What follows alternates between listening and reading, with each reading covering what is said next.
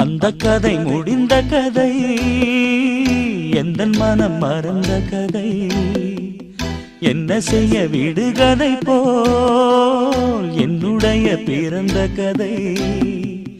காலங்கள் தான் போன பின்னும் காயங்கள் ஆறவில்லை, வேதனை தீரவில்லை. சொல்லிவிடு வெள்ளி நிலவே